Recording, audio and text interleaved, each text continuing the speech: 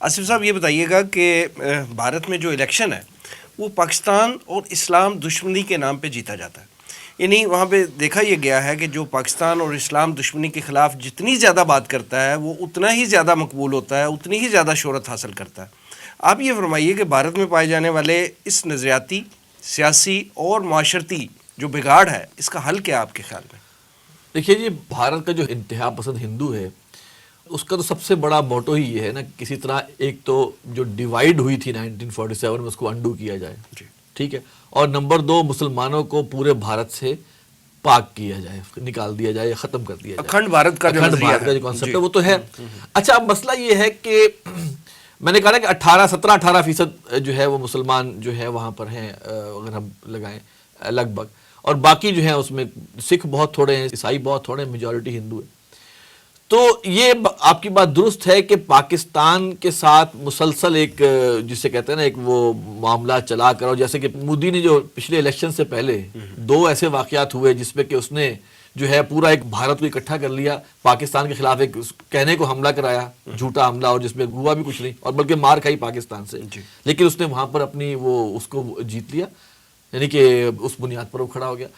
Issue یہ آتا ہے وسیم صاحب کہ یہ تو وہ کریں گے, ان کا مذہب یہ ہے, ان کا جسے کہتے ہیں RSS جو ہے وہ ایک بہت بڑی ایک جسے کہنا کہ ایک طاقت ہے. بھارت کی جو ایک مصنفہ اروندھتی رائے جو ہے اس نے کیا کہا تھا, RSS is the state, architecture of fascism, یہ الفاظ استعمال کیے ہیں اس نے RSS کے حوالے سے. تو لہٰذا ان کا تو یہ طریقہ کار ہے. مسئلہ کیا آتا ہے, مسئلہ یہ آتا ہے کہ مسلمانوں میں وہاں ڈیوائیڈ ہے, مسلمانوں میں بھی جو ہے وہ انہوں نے پھوٹ ڈلوا دی ہے.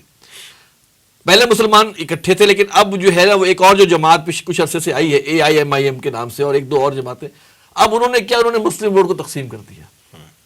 اس سے کیا ہوا کہ جہاں مسلمانوں کو, وہ علاقے جہاں مسلمانوں کو جیتنا چاہیے تھا وہاں بھی اب BJP کا جیت رہا ہے.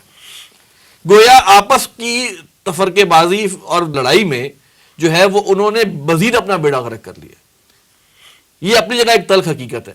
تو لہٰذا ہمیں یہ دیکھنا چاہیے کہ جو بھارت کا معاملہ ہے اس نے تو یہ کرنا ہے, لیکن اب میں آپ کو بتاؤں کہ اگر اگلا کوئی سکسیسر اس کا مودی کا نہیں آتا اور بھارت واپس سیکولرزم پہ چلا جاتا ہے, تو پھر میرا یہ خیال ہے کہ بہت ایک بڑی آواز متشدد لوگوں کے خلاف ہندوؤں میں سے بھی اٹھے گی.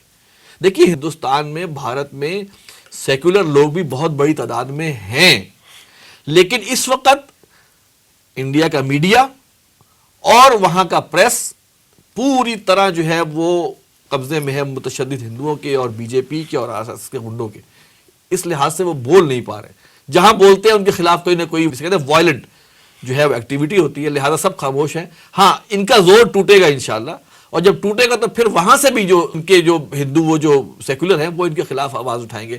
اس طرح کی صورتحال بھارت کے اندر بہرحال ہے. میں تو یہ سمجھتا ہوں کہ کانگریس کو جو ہے وہ دوبارہ سے وہاں پر طاقت لینی چاہیے, اور اس وقت لوکل جو سیکولر ہندو ہے وہ بھی اس وقت ان کے اس رویے سے تنگ ہے. پوری دنیا میں ہندوستان بدنام ہو گیا ہے.